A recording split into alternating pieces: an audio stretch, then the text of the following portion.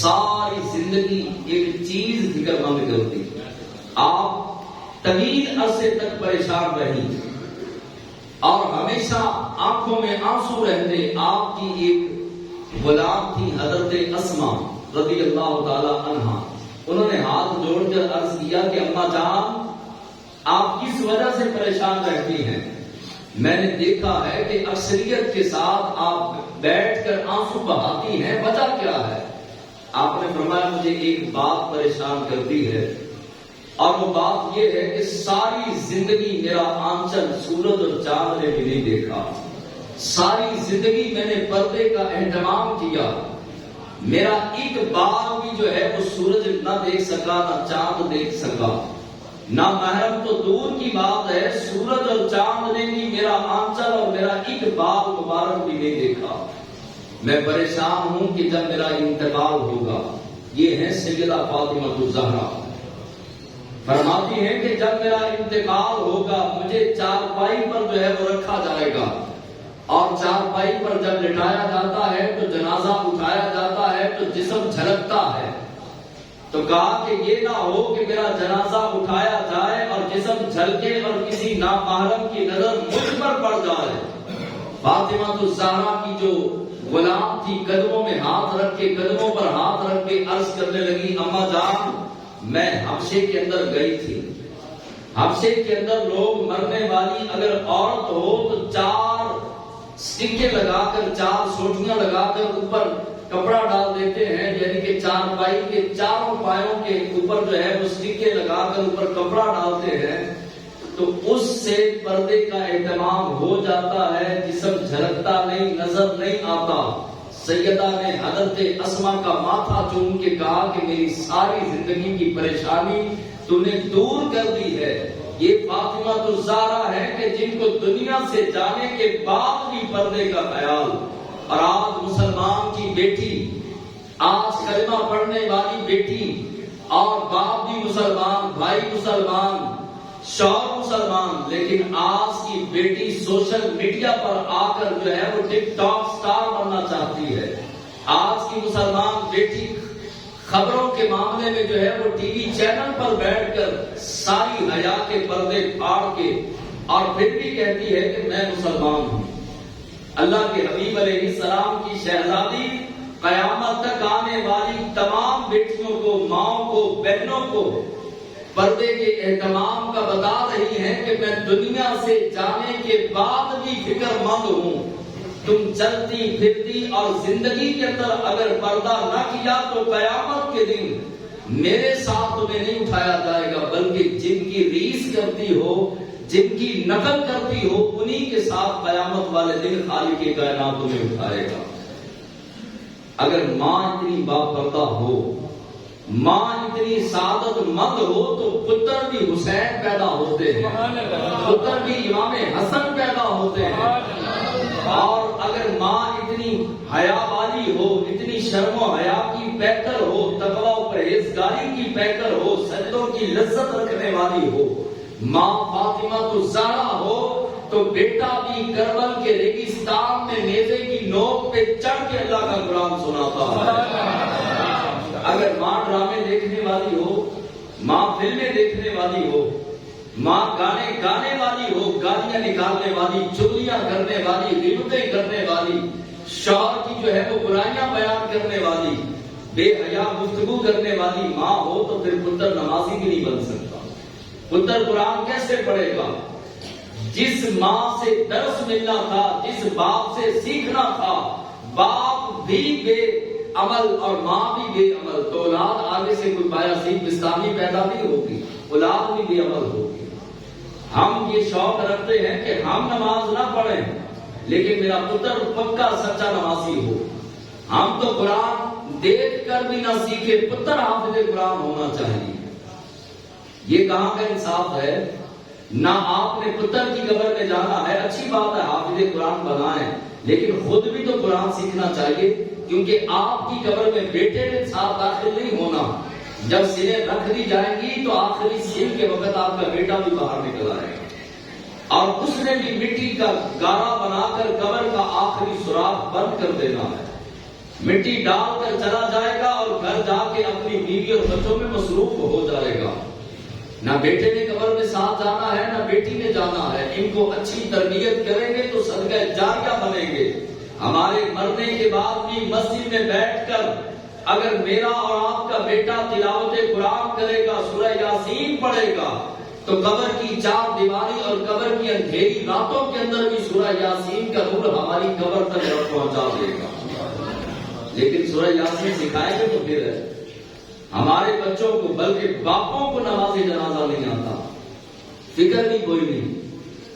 جمعے کے وقت اس وقت آنا ہے, بدبختی کی انتہا دیکھیے کہ جب بالکل عربی خطبہ شروع ہونے لگا ہو. اور یہ قوم کہاں سیکھے گی دین؟ یہ قوم اگر حضور علیہ السلام کے دور پاک میں ہوتی تو حضور تو ہر 10-12 دن کے بعد 15 دن کے بعد جنگ پہ جایا کرتے. تو آج میں سوچتا ہوں کہ ہم حضور کے دور میں آپ اور میں ہوتے تو ہر 15 دن کے بعد ہمیں جنگ پہ جانا پڑتا. اور جب واپسی ہوتی تھی کسی کا بھائی شہید ہوا ہوتا, کسی کا باپ شہید ہوا ہوتا, اور کوئی زخموں سے چور ہوتا, لیکن ایک صحابی بھی یہ نہیں کہتا تھا یا رسول اللہ ابھی 15 دن تو ہوئے, ہم 40 دن یا 20 دن کے لیے جنگ پہ گئے تھے, ابھی ہمیں آرام کرنے کی ضرورت ہے کہ زخم تازہ ہے, زخم ٹھیک ہو جائے. میرا تو جوان بیٹا شہید ہو گیا, اب میں دوبارہ چلوں؟ نہ. صحابہ اکرام زخمی حالت میں بھی, چاہے رمضان المبارک کا مہینہ بھی ہوتا, تلوار ہاتھ میں پکڑتے کہتے یا رسول اللہ میں بھی قربان, میری اولاد کی آزاد. ہماری طرح سکے دعوے کرنے والے نہیں تھے.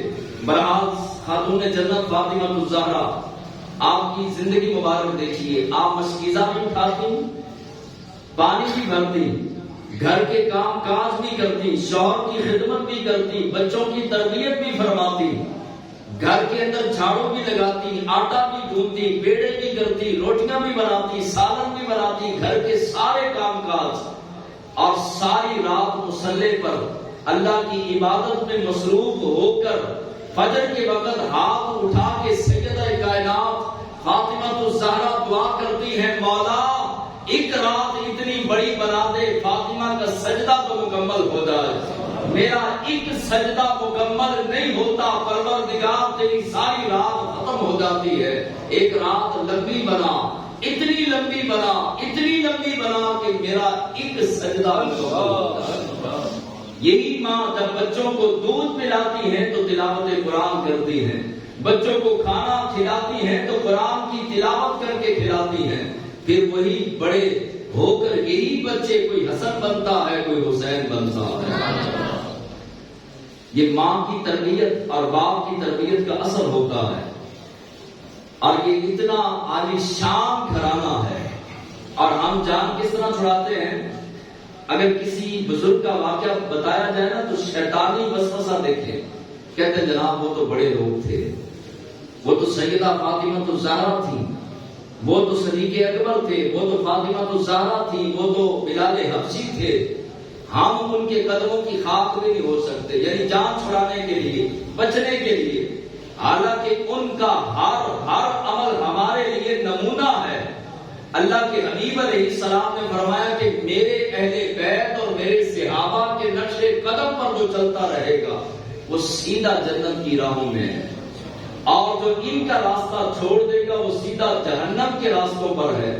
تو ہم نے تو ان کے نقش قدم پہ چلنا ہے, ان کی سنت پر عمل کر کے, ان کے طریقے پر عمل کر کے جینا ہے. تو جان چھڑانا یہ شیطانی وسوسہ ہے. اللہ نے اتنا بڑا مقام دیا حضرت خاتون جنت فاطمہ الزہرا رضی اللہ تعالی عنہا کو. اہل بیت سے محبت کرنا, حضور کے گھر والوں سے عقیدت رکھنا, محبت کرنا, الفت کی نسبت رکھنا, یہ ایمان کے تقاضوں میں سے تقاضا ہے. ایمان کا جز ہے, ایمان کا حصہ ہے کہ اہل بیت سے بھی محبت رکھی جائے اور صحابہ کرام سے بھی محبت رکھی جائے. یہ آپ پر, مجھ پر, اہل سنت و جماعت پر اللہ کا فضل ہے, اللہ کا کرم ہے کہ ہم صحابہ کی محبت کی اوڑ میں اہل بیت کے بھی بے ادب نہیں, اور اہل بیت کی محبت کی چادر کی اوڑ کے اندر صحابہ کے بے ادب بھی نہیں. خالق کائنات کا فضل ہے کہ ہم ہر نبی کے باادب ہیں، ہر صحابی کے ماننے والے اور حضور کے ہر گھر والے کے عقیدت مند بھی ہیں، احترام کرنے والے بھی ہیں، محبت رکھنے والے بھی ہیں۔ حضرت سلمان فارسی، بعض علماء نے سلیمان فارسی لکھا، بعض نے سلمان فارسی لکھا۔ حضرت سلمان فارسی صحابہ میں سب سے زیادہ عمر پانے والے، جن کی عمر تقریباً بعض علماء نے 250 سال لکھی، بعض علماء نے 350 سال لکھی، بعض علماء کہتے ہیں کہ 200 سال، بعض نے 250 سال لکھی۔ حضرت سلمان فارسی رضی اللہ تعالی عنہ، آپ کا ایک واقعہ بڑا مشہور ہے۔ اس واقعہ سے پہلے یہ واقعہ کیسے ہوا؟ حیدر کرار شیر خدا علی المرتضی رضی اللہ تعالی عنہ گھر آئے، آ کر سیدہ کائنات سے فرمانے لگے کہ آپ گھر کے کام کاج کرتی ہیں، آپ کے ہاتھوں پر چھالے پڑ چکے ہیں، اور ایک غزوہ کے دوران، جنگ کے دوران کچھ لونڈیاں، کچھ غلام عورتیں حضور کی بارگاہ میں موجود ہیں اور حضور علیہ السلام مال غنیمت تقسیم کر رہے ہیں۔ آپ جائیے حضور کی بارگاہ سے 1-2 غلام لے آئیں تاکہ گھر کے کام کاج میں آپ کی کچھ مدد ہو سکے۔ سیدہ کائنات فاطمہ الزہرا رضی اللہ تعالی عنہا نے موٹی چادر والا برقع، یہ فیشنی برقع نہیں، موٹی چادر والا برقع پہنا، اوپر موٹی چادر لی۔ اب موٹی چادر لینے کے بعد پردہ کیا، حسن و حسین کو ساتھ لیا، حضور کی بارگاہ میں جانے کے لیے چل پڑی۔ حضرت سلمان فارسی کہتے ہیں کہ میں نے دیکھا سیدہ جا رہی ہیں اور قدموں کے نشان لگ رہے ہیں۔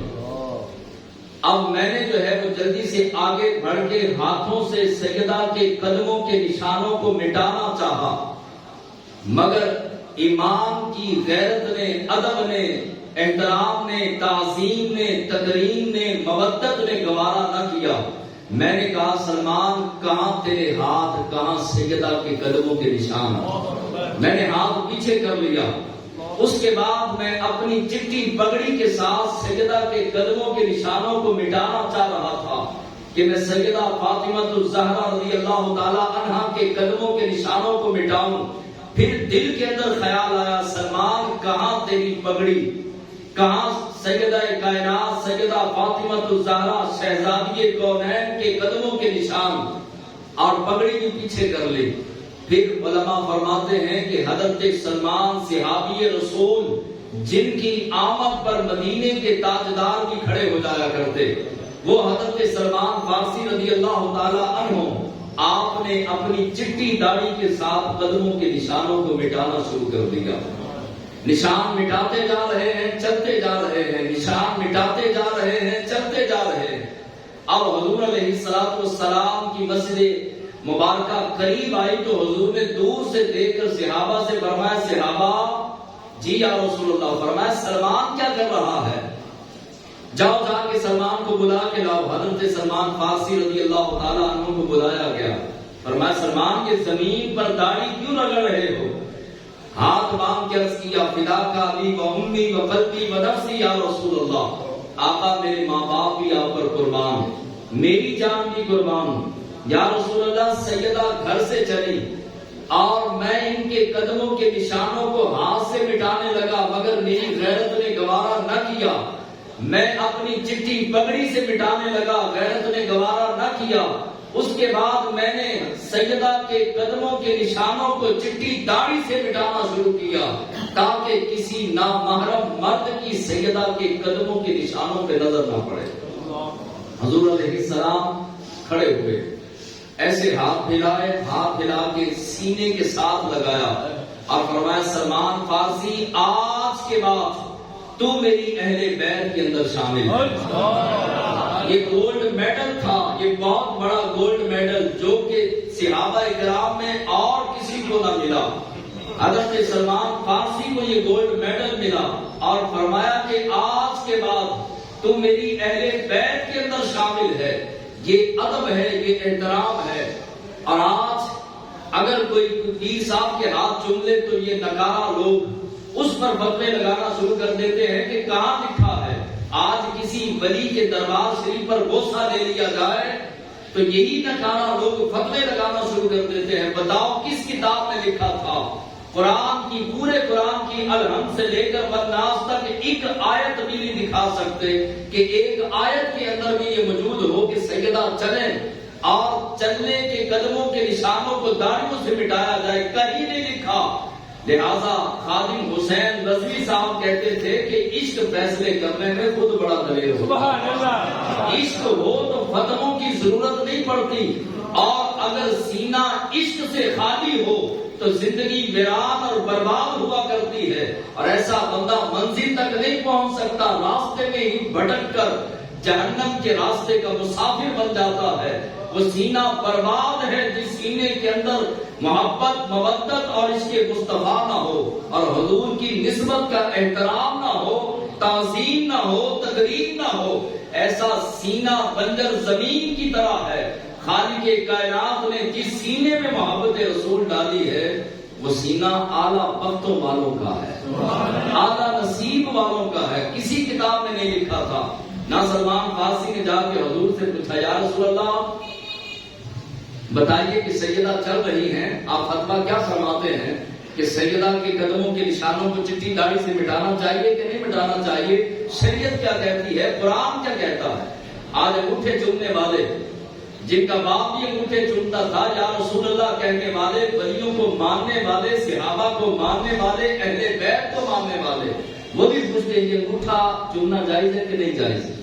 میلاد منانا چاہیے کہ نہیں منانا چاہیے؟ تیرا اتنا ایمان کمزور، اب تجھے پوچھ کے حضور سے محبت کرنی پڑے گی تو ایمان کی فکر کر. وہ ایمان ہی کیا، وہ عشق ہی کیا، وہ محبت ہی کیا جس محبت کے لیے پوچھنا پڑے. پتر کا منہ چومتے ہوئے کوئی نہیں پوچھتا چومنا چاہیے کہ نہیں چومنا چاہیے. انگوٹھے چومتے ہوئے حضور کے نام کے، حضور کا نام چومتے ہوئے پوچھنا پڑے گا. بیٹا پیدا ہو جائے تو منوں کے من مٹھائیاں بانٹتے ہوئے کوئی ہمارے پاس، میرے پاس تو آج تک کوئی نہیں آیا کہ مولانا بتاؤ میں نے 20 من مٹھائی بانٹنی ہے، بانٹوں. شریعت کیا اجازت دیتی ہے؟ بیٹا پیدا ہو تو مٹھائی بانٹنی چاہیے کہ نہیں؟ میرے پاس آج تک کوئی نہیں آیا. لیکن میلاد ہو تو ہمارے پاس لوگ آتے ہیں. یہ محبت رسول ہے. یہ حضور سے پیار کیا کہ حضور کے لیے اگر تمہیں ایک دیگ پکا لی، 4 جھنڈیاں لگا لی تو اس کے لیے فتووں کی ضرورت ہے. اگر کوئی بدبخت اس سے اعتراض کرتا ہے تو اس کو کہے اور ظالمہ تو ایک دیگ کی بات کرتا ہے، میرے پاس اگر اللہ مجھے توفیق دے تو مری اور کشمیر کے سارے پہاڑ سونے کے بن جائیں تو یہ سارے پہاڑ میں میلاد پہ خرچ. سبحان اللہ.